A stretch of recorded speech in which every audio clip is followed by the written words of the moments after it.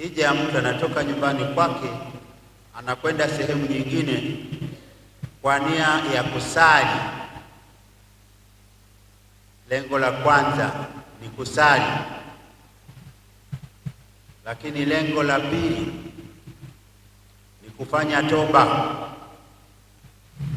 Lengo la pili ni kufanya toba, lakini la tatu ni kumpa Mwenyezi Mungu sifa, kumsifu na kumtukuza Mungu.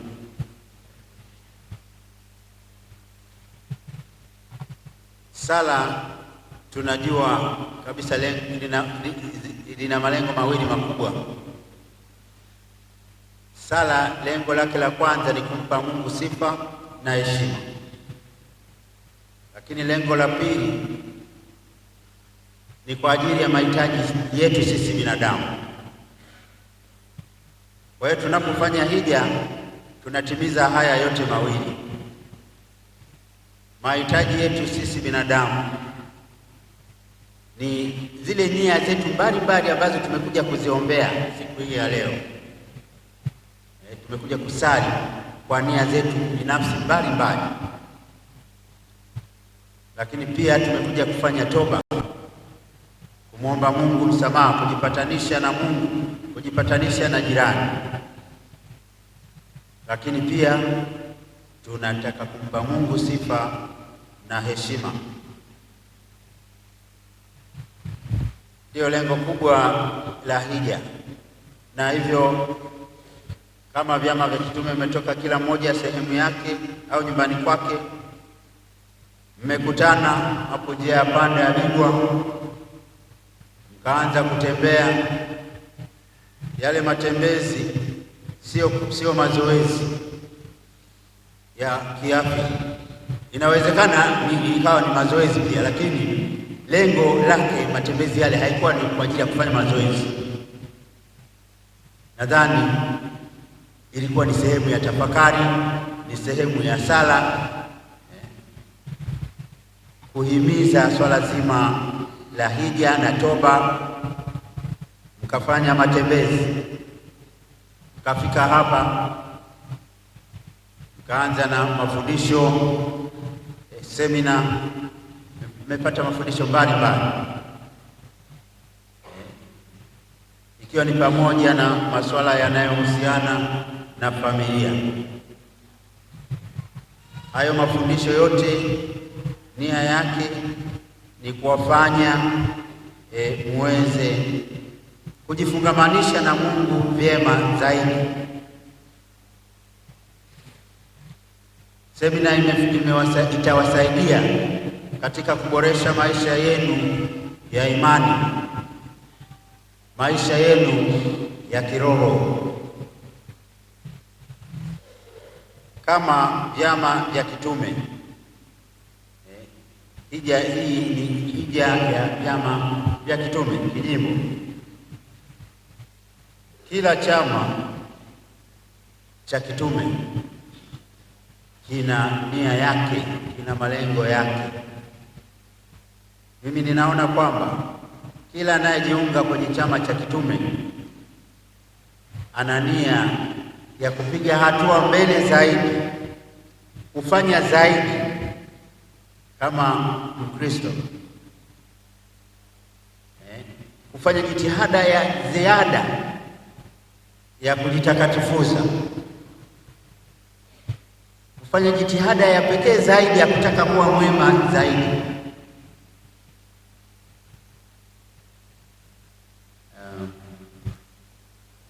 Kuna mtu mmoja aliniambia kwamba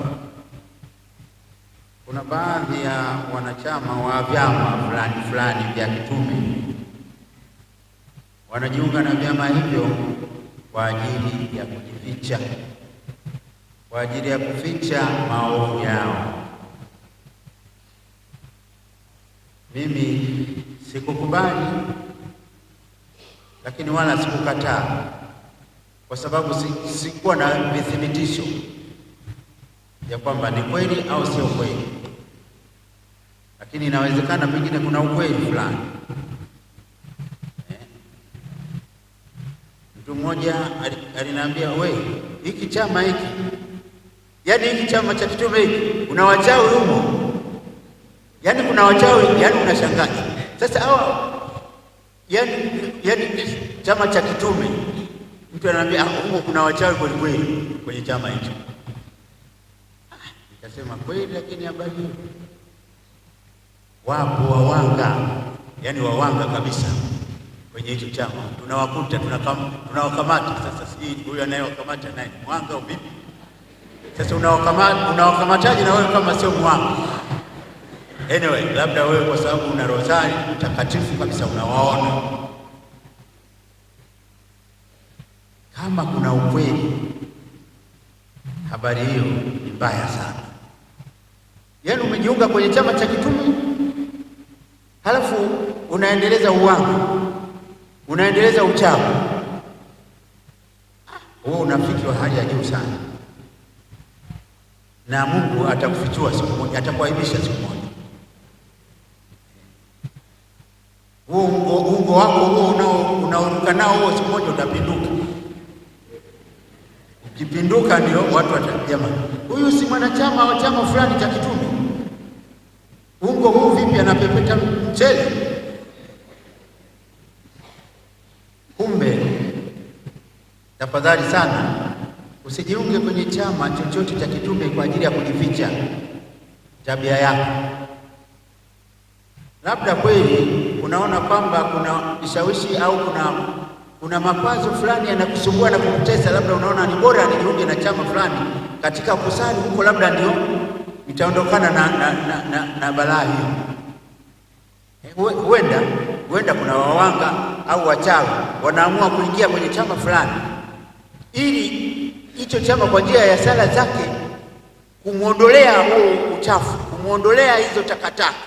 Inawezekana zifanyike kweli. Kama ni kwa ajili hiyo, hakikisha kweli yaani uhakikishe kwamba kweli unaondoa.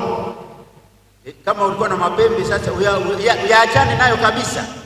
Si unakwenda kusali kwenye chama hicho, ukirudi unaendeleza na mapembe yako, unayapangia kazi ya kwenda kula, leo kale fulani, leo kale upande huu. Vyama vya kitume vitusaidie kuimarisha imani yetu. Vyama vya kitume vitusaidie kujitakatifuza zaidi na zaidi na kuwaombea wengine ili nao waweze kuwa watakatifu. Dhani ndio malengo ya vyama vya kitume.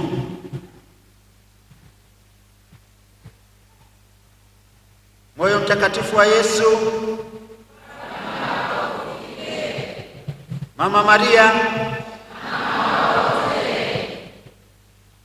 kwa upendo wa Kristo, utoto mtakatifu,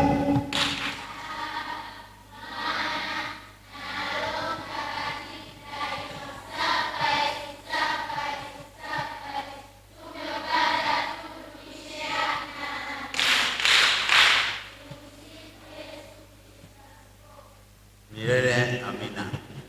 Nitaka niwaamshe watoto, maana naona kama mlifikiri nimewasahau. Nyinyi ni chama cha kitume, kazi yenu nini? Ni umisionari. Umisionari. Muwahubirie habari njema watoto wenzenu waweze kuongoka. Kumbe vyama vya kitume vitusaidie kujitakatifuza zaidi na zaidi, kumpa Mungu sifa na utukufu zaidi na zaidi. Wanakwaya, tumwimbie Bwana katika roho na kweli. Usiwe unakuja kuimba hapo, kumbe usiku unakwenda unakwenda wapi? Unaenda kuwatembelea watu, sio kwenda kuwasaidia, bali kwenda kuwadhuru. Vyama vya kitume vitusaidie kujitakatifuza zaidi. Kama wanakwaya, basi anayeimba vizuri anasali mara mbili. Hivi kila mmoja awe mwaminifu katika chama chake cha kitume. Injili ya leo inatufundisha vitu viwili, ni kama kimoja zaidi ndio kinatiliwa maanani, lakini basi ni mambo mawili kinyume chake, yani ni mambo mawili, na mambo yenyewe hayo ni upendo.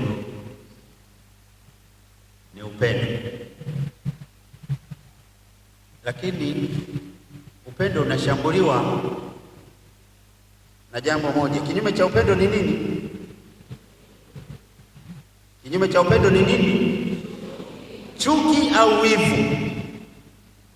Chuki au wivu. Hapa sijui tuseme Petro ndiye alimwonea wivu Yohana. Walipomwona Yohani ameegama kifuani pa Yesu wakati wa kula chakula cha jioni, Petro akasema, Bwana, ni nani akusaidie? Basi Petro akamwona huyo, akamwambia Yesu, Bwana, na huyu je? Wivu. Na huyu je?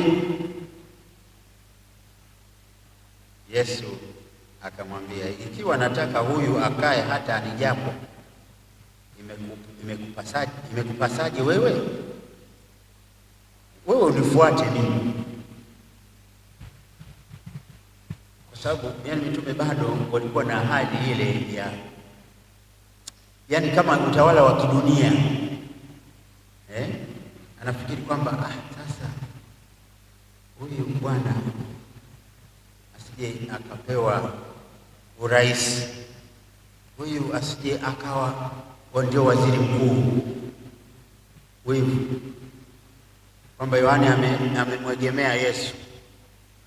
Sasa alafu Yesu hamsukumi wala nini. Kwa hiyo kuna huyu sasa, huyu ni hatari.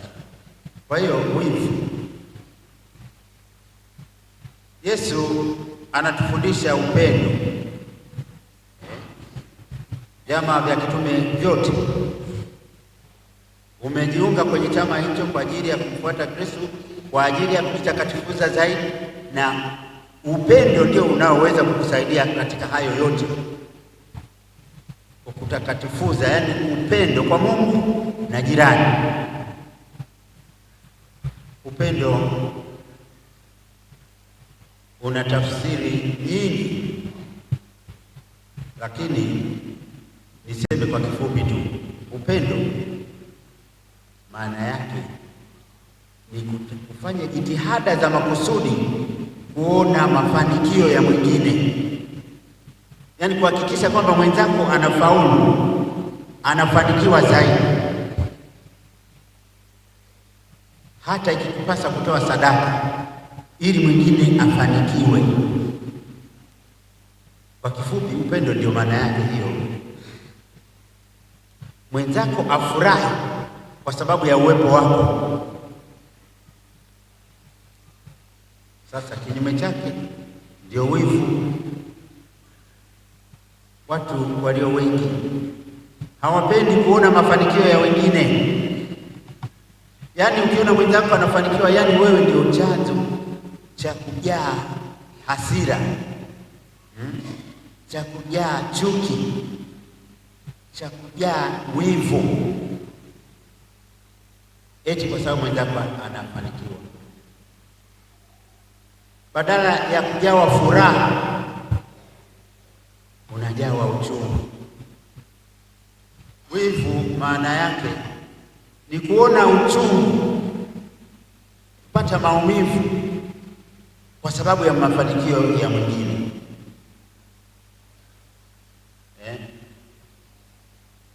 Waswahili wengine wanasema, kwa kweli mimi wivu sina, isipokuwa roho tu inaniuma.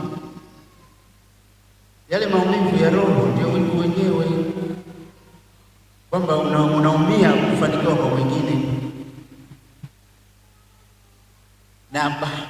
kweli Mungu alivyotuumba, hicho kitu amekiweka ili kitusaidie, yaani uwe na wivu ambao ni positive, uwe na wivu ambao ni chanya. Unapoona mwenzako anafanikiwa, basi kitu cha kwanza ni kumpongeza. Kuna watu wagumu kuwapongeza wenzao, yaani mdomo mzito kama amefungiwa mawe.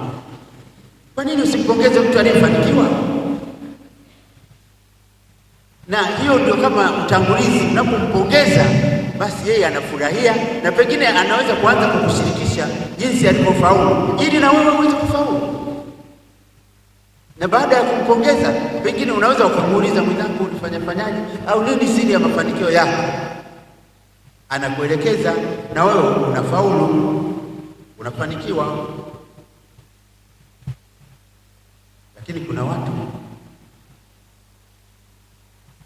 yaani ukimuuliza nini siri ya mafanikio yako, kama atakwambia hataki ufanikiwe kama alivyofanikiwa yeye, hiyo ni roho ya korosho, ni roho mbaya.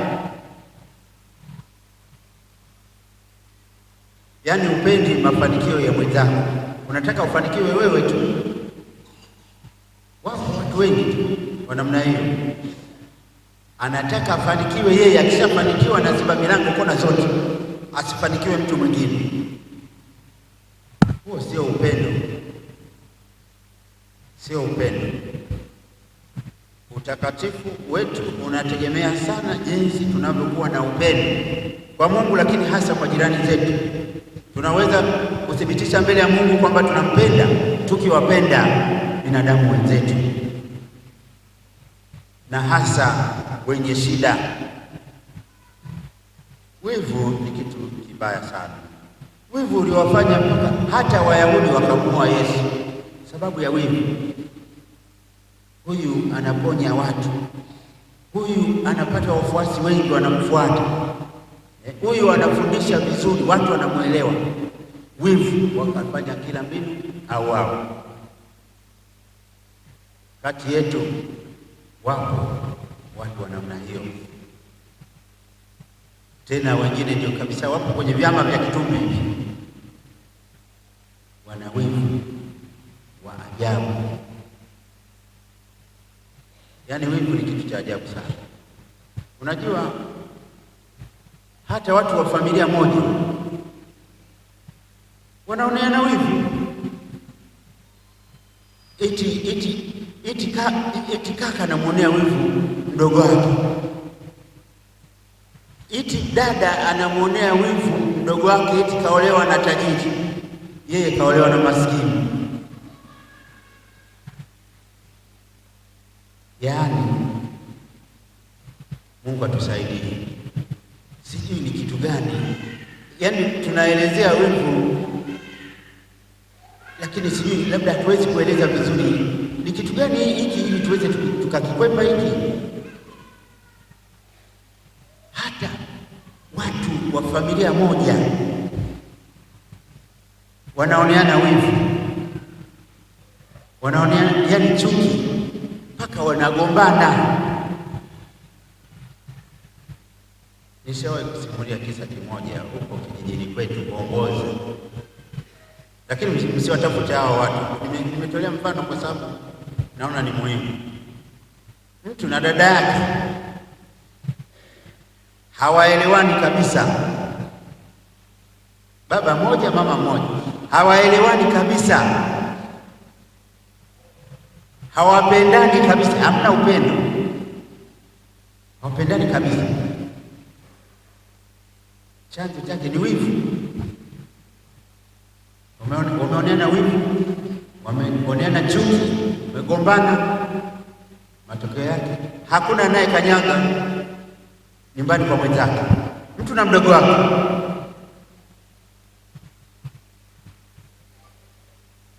Sasa Mungu alitaka kuwafundisha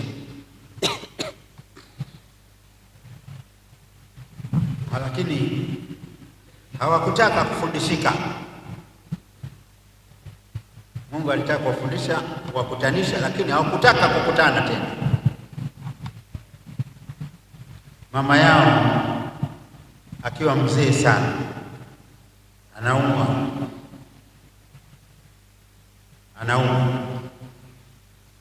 Sasa wale watoto, mtu na dadake, hawakutaka kukutana na kujadiliana namna ya kumtunza mama yao.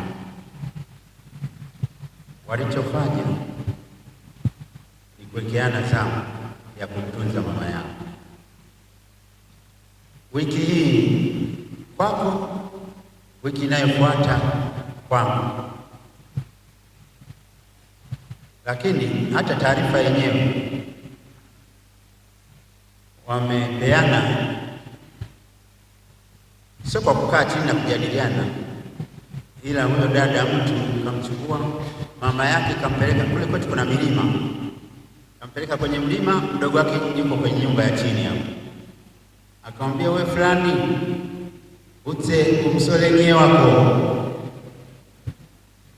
wewe fulani njoo uje mchukue mama yako, mimi naondoka. Yaani hataki wakutane, na Jumatatu ijayo muda kama huu nakuja umlete hapa. Kwa hiyo wakapeana zamu. Wiki inayofuata mdogo anampeleka mama yake mlimani, anamwita dada yake pale, dada uje uje mchukue mama yako. Yaani ni ajabu kweli. Yaani mtu na mdogo wake hawataki kabisa hata kukutana. Ni fungo kubwa sana. Ni nini? Chuki. Ni wivu vimesababisha mpaka wakakosa kupendana. Kumbe tujiangalie na tumuombe Mungu kweli atupe nguvu. Tumuombe Roho Mtakatifu kesho Pentekoste atujalie mapaji yake yale 7, kweli tuweze kuwa na nguvu ya kuweza kupendana, nguvu ya kuweza kusaidiana kimwili na kiroho, tupate kujitakatifuza, tuweze kuwapendeza binadamu wenzetu, tuweze kumpendeza na Mwenyezi Mungu.